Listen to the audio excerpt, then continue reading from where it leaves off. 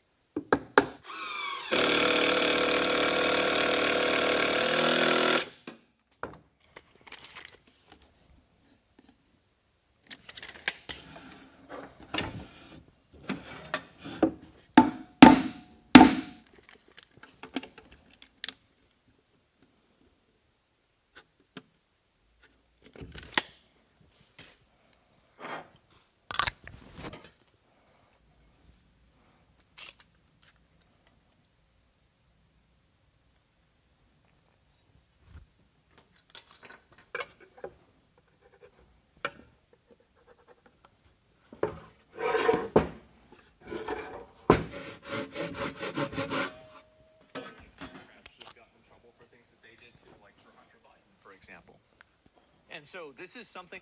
Osmond Gold makes a cameo.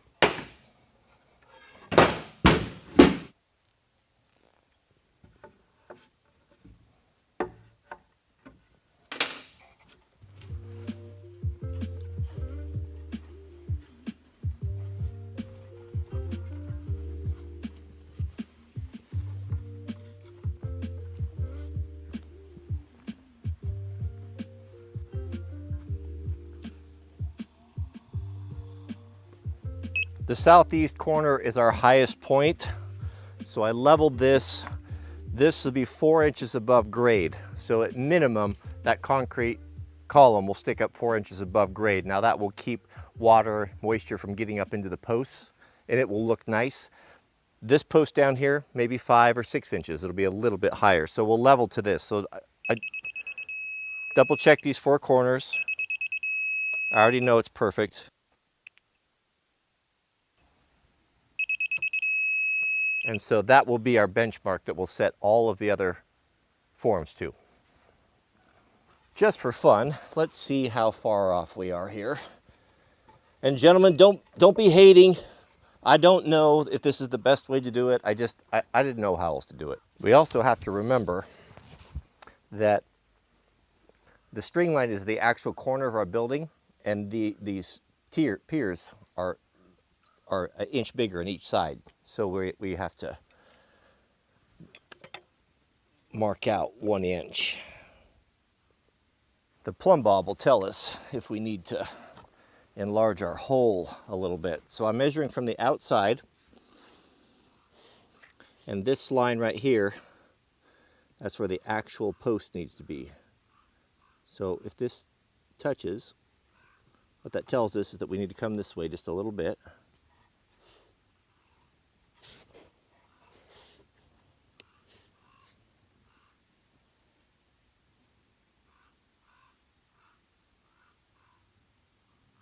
That's the outside of the string, so we can see we're way off. This needs to come this way, which we're going to run into the bank. It's kind of what I thought. So how much do we need to shave off? We need about, not much, I'd say 2 inches or so. How about a little cold start for our diesel fans?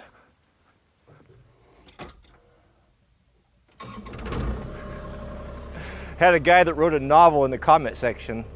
Actually, it's not a cat. A caterpillar actually has a blade with tracks, you know, explaining to me the whole thing, the difference, and how I was to call this an excavator, that this was not a cat. This was actually the brand of cat. I'm grateful for that. Thank you.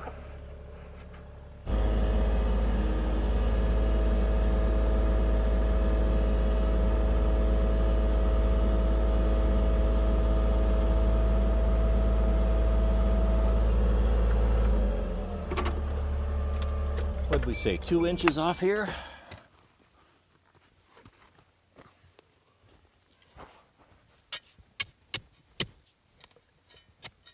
Two means 3.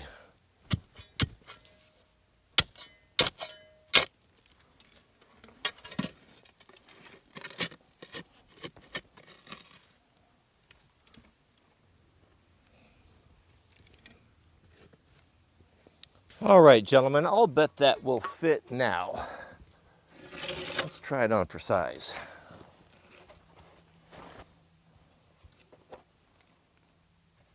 You see now why we do the batter boards? How many times will we need to take strings off, put them back on? There are a lot of our brothers in the comments that have been going on about what crazy overkill this foundation is, and that is simply, that's not true. I don't think you understand what it's like to live in the mountains or an area where you have a lot of frost heave. You can't just go to Home Depot and get the blocks and set them on the ground. Maybe Southern man can do that, but not here. We have huge wind events. We have 140-pound snow load requirements for homes. We have earthquakes. We have volcanoes and frost heave, and wind. So to anchor this properly is necessary. We have to be down below the frost line. This is not by any means overkill. This is actually, you know, probably compared to code, this is underkill. These footings are marginal.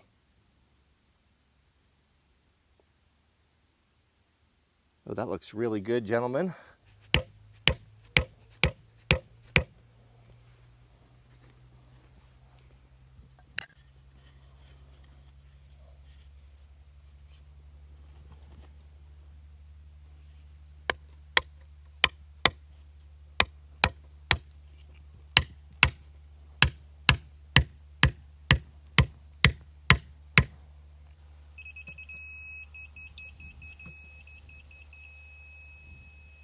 That's as perfect as I can get it. So while I've got it here, before I put those final 2 stakes in, I'm going to run a kicker here. Give a little extra lateral support.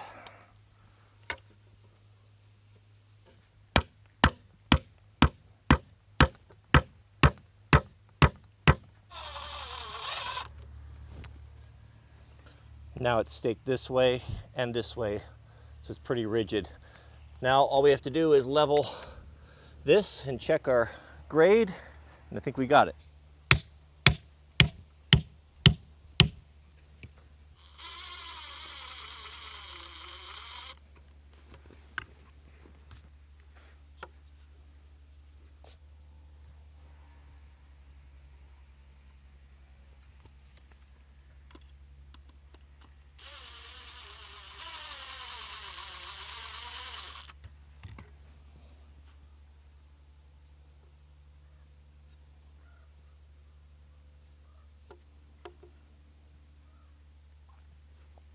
Okay, let's check our work. Hopefully nothing moved.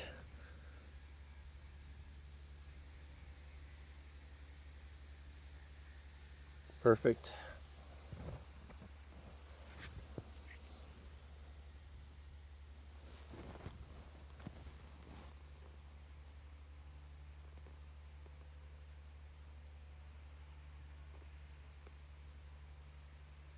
Perfect.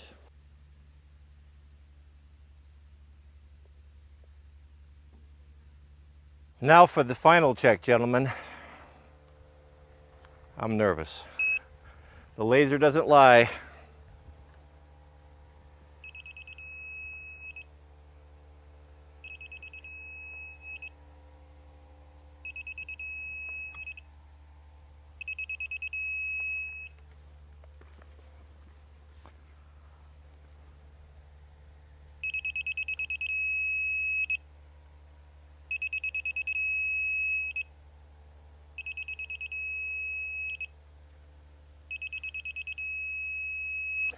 We did it.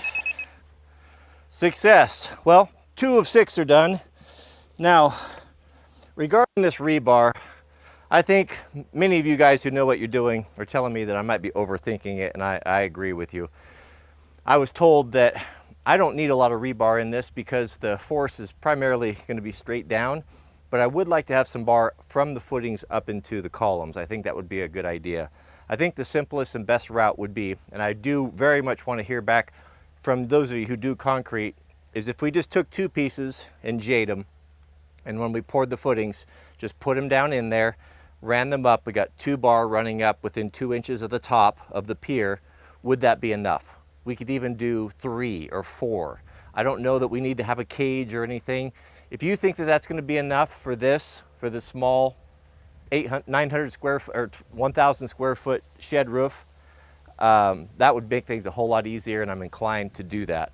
So before I make that call, I will wait on those comments. In the meantime, I'm going to put these 4 corners in and just repeat the whole process, square everything, then we'll do the centers, and then we'll be ready to pour mud.